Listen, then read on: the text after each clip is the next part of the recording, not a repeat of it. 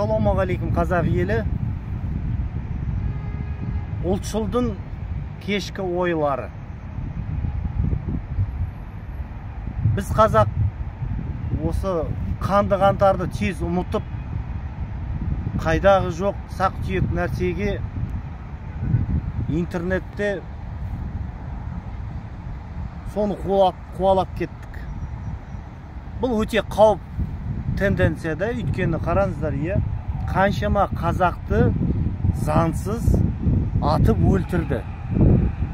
Қаншама қазақтар жесір қалды, күйеуін жоғалтты, анасын жоғалтты, қарындасын. Соның бәрін бір-ақ жыл керек болды ма қазаққа ұмытып кетуге? Біз желтоқсанда 1986 жылы болған трагедияны әлі толық зерттеп бітірген жоқпыз. Әлі архивта толық ашылған жоқ.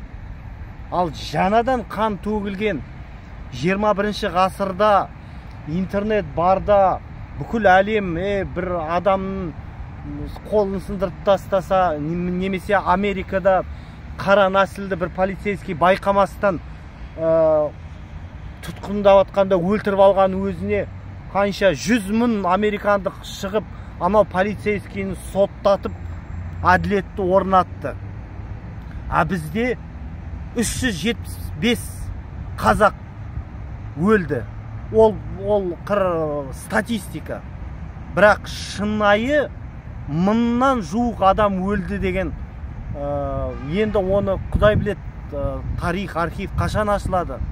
Өйткені және сол өлген адамдардың туысқандары қайда? Соншама қазақтың өмірі арзан болып кетті ме? Неге біз бұны ұмытып? Мен шошимда, көру кезінде мен бір туыстармен сөйлескенде, мынау інін өлді ғой, соны сот қалай кінәларды жазаламаймыз ба, халықаралық ұйымдарға жазбаймыз ба десек, қайтесін енді. Солай болды дейді. Ол қой емес қой, ол адам. Егерде біз қазақтың,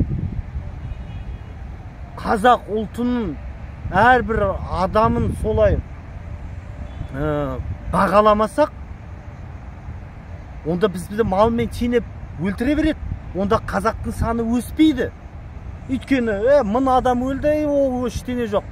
1000 адам қаншама ұрпақ береді? 1000 адамнан 100 мың адам, 100 мың адам миллион. Түріктер неге қазір 100 миллионнан асты? Өйткені адамның өмірін бағалайды. А қазақ ұлты неге бағаламайды? Неге Украинада, Майданда ана жас студенттерді өлтіргенде Украин халқы естіп болмайды, мынау жастарымызды мынау билік өлтіріп жатыр деп, ондай ресейшіл билікті қуып жерді. А сонда қазақтың өмірі Украин халқының өмірінен арзан ба? Сонда біз өз қазақтың қанын, өмірін бағаламаймыз ба? Бізді сонда малмен теңеп қойды ма осы үкімет? Осындай сұрақты неге қазақтар өз-өздеріне қоймайсыңдар? Қайдағы жоқ, анау балағы қысқа, неге мектепке орамалмен, арзан, сақ түйек, арзан әңгіме. Ұлттық мәселе тұрғанда, енді мен білемін, бұл ресейшіл, мәңкүрт, орысқұл үкімет осындай сатқын депутаттарды қойғасын, қазақты осындай арзан әңгімеге бұлай бетін бұрып жүрді. Осыны естен сақтай. Осыны естен шығармайық қазақтар. Өйткені ұлттық мәселе. Мысалы,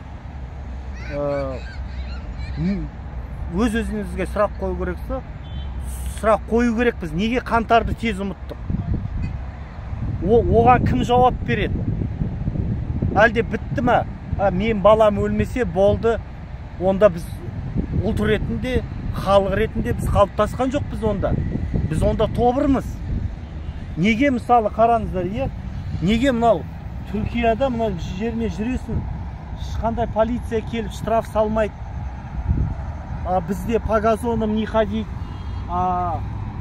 бүйтпейсің, ана жерге барсаң штраф, мына жерге барсаң штраф. Мына жерде міне камералар жоқ. Түркияда сергек деген камера жоқ. Мотоциклдер бәрі каскысыз жүреді.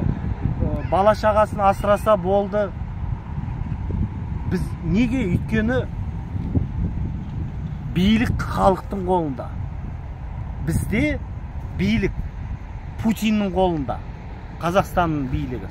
Сондықтан әрбір ақиқатты, шындықты айтатын жастарды, белсенді, шыншыл қазақтарды өлтіріп, абақтыға қамап, репрессия жасап тоқтатпай жатыр. Мынау вирустың аты руссизм. Орыстың вирусы. Содан қазақ әлі айырыла алмай жатыр. Енді қазақтың басын қоспау үшін мынау үкімет осында Ринат секілді адамдарды, мыналар намазхандар мынандай, хиджаб бола ма, болмай ма, қайдағы жоқ әңгімелер. Түркияда киіп жүр хиджаб, ешқандай ондай мүлдем көтермейді да, проблема жоқ. Соны айтқым келді, өйткені зайырлы мемлекет болғасын, зайырлы, бірақ орамал өз адамның құқығы, өз баласына кигізсе кигізсін.